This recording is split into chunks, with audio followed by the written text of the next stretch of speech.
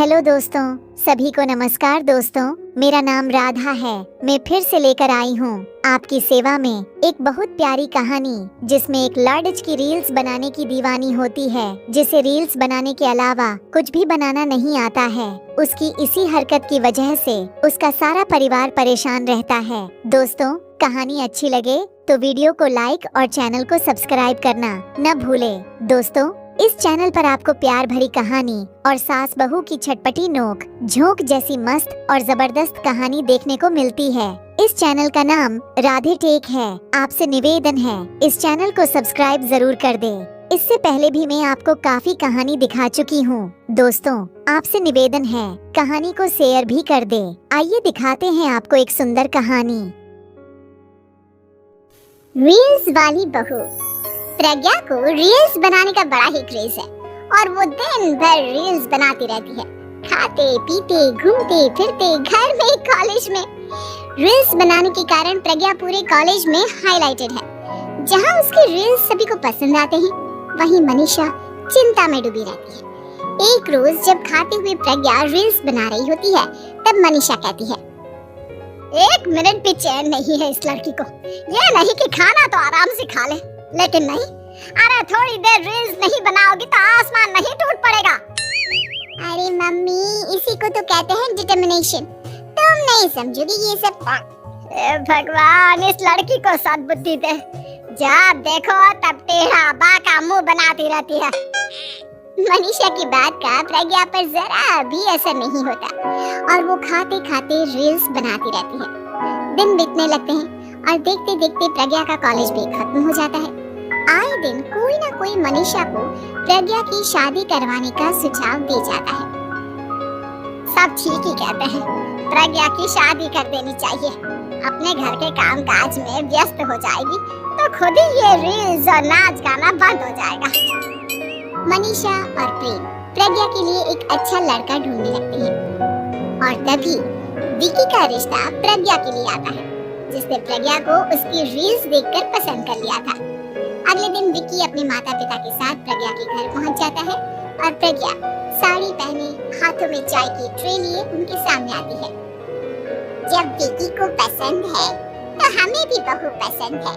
बहन जी, आप बारात की तैयारी कीजिए। एक बार लड़का लड़की अकेले में बात कर ले तो अच्छा रहेगा। हाँ हाँ, क्यों नहीं। मनीषा विकी को प्रज्ञा के कमरे में भेजती है, जहाँ प्रज्ञा पहले से ही रील्स बना रही होती है। तभी विकी कहता है, आ गए आपके साजन जी। हमारे साथ ये रील्स कंप्लीट करती तो और भी अच्छा रहता। अच्छा जी, अब आ ही गए हैं तो बना ही लेती हूँ आपके साथ। दोनों मिलकर रील्स बनाते हैं। जब वी मीट और तुरंत पोस्ट भी कर देते हैं। फिर विकी कहता है, जब आप साड़ी में चाय लेकर आई तब मुझे लगा कि कहीं मैं गलत करने तो नहीं आ गया। अब सही है। दोनों की शादी पक्की हो जाती है और शादी के दिन भी प्रज्ञा रील्स बनाने से चूकती नहीं। यहाँ तक कि बारात के समय भी नाचते हुए रील्स बनाती है। सभी लोग प्रज्ञा की तारीफ के फूल बांध देते हैं और प्रज्ञा नाचती गाती अपने ससुराल चली जाती है। सब कुछ अच्छा चल रहा होता है। प्रज्ञा यहाँ भी दिन भर हर चीज की रील्स बनाती रहती है। लेकिन कुछ दिनों के बाद जब सुनीता कहती है, बहू, ये रील्स के साथ साथ कुछ काम भी कर लिया करो। वैसे तुझे और क्या क्या बनाना आता है? मम्मी जी, वैसे तो सब कहते हैं कि मैं सब कुछ अच्छा बनाती हूँ, लेकिन मुझे लगता है कि मैं मैगी अच्छा बना लेती हूँ।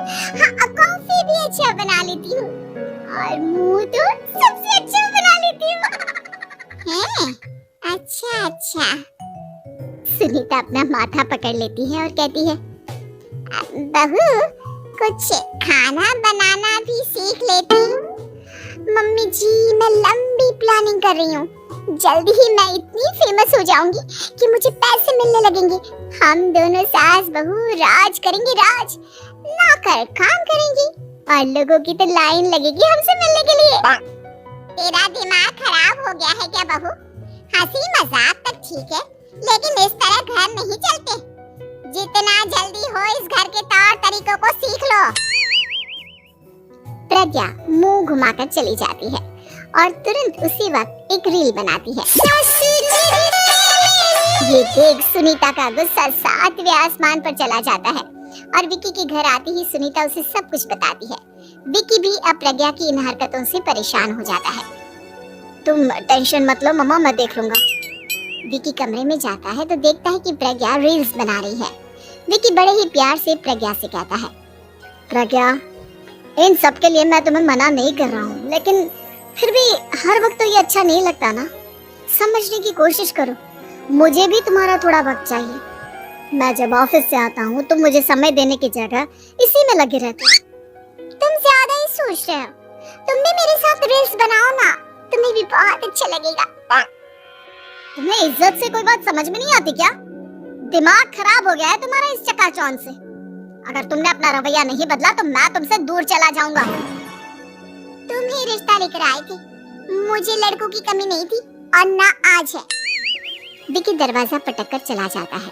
धीरे धीरे विकी प्रज्ञा से दूर होता जाता है। एक रोज मनीषा प्रज्ञा के ससुराल उससे मिलने जाती है।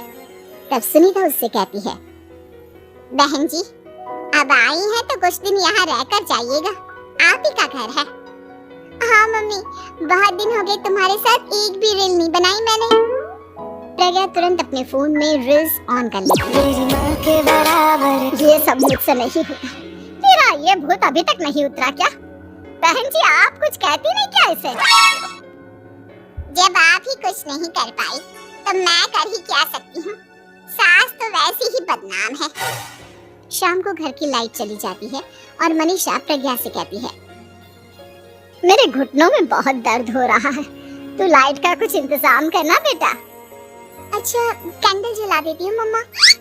प्रज्ञा गाते हुए कैंडल जलाती है और खिड़की के पर्दे के पास रख देती है। मनीषा जिसे बहुत दर्द हो रहा है वो सो जाती है और प्रज्ञा हमेशा की तरह अपनी रील्स में लग जाती है। उधर कैंडल की वजह से पर्दा आग पकड़ लेता है और मनीषा के कमरे में आग लग जाती है। बचाओ, कोई है बचाओ। सभी भागते हैं और विकी कमरे की आग बुझाने में लग जाता है, लेकिन तब तक मनीषा आधी जल चुकी थी। मनीषा की हालत देख प्रज्ञा रोने लगती है। विकी मनीषा को तुरंत हॉस्पिटल ले जाता है और उसे एडमिट कराता है। विकी प्रज्ञा से कहता है, देख लिया ना, तुम्हारे इस नाच गाने की वजह से आज तुम्हारी माँ की जान जाते जाते रह गई। अब पता नहीं तुम और क्या चाहती हो। उधर डॉक्टर कहते हैं, इनकी हालत बहुत नाजुक है, आधे से ज्यादा जल चुकी है। प्रज्ञा रोती हुई मंदिर में जाती है और भगवान के आगे जाकर कहती है, भगवान मेरी माँ को ठीक कर दो, मैं कसम खाती हूँ हाथ से ये रील्स बनाना छोड़ दूंगी, बस मुझे मेरी माँ वापस मिल जाए। 2 दिन बीत जाते हैं और मनीषा खतरे से बाहर आ जाती है। पेशेंट अब ठीक है, आप लोग उनसे मिल सकते हो। सब कोई मनीषा से मिलता है और प्रज्ञा सबके सामने अपना फोन तोड़ देती है। मुझे माफ कर दो मम्मा, मैंने तुम लोगों की बातों को नजरअंदाज किया। बेटा कोई भी चीज जरूरत से ज्यादा खराब है। मैंने तुम्हें रील्स बनाने से कभी मना नहीं किया, लेकिन हर वक्त एक ही चीज तो सही नहीं है। मैं समझ गई हूँ मम्मा, आई एम सॉरी।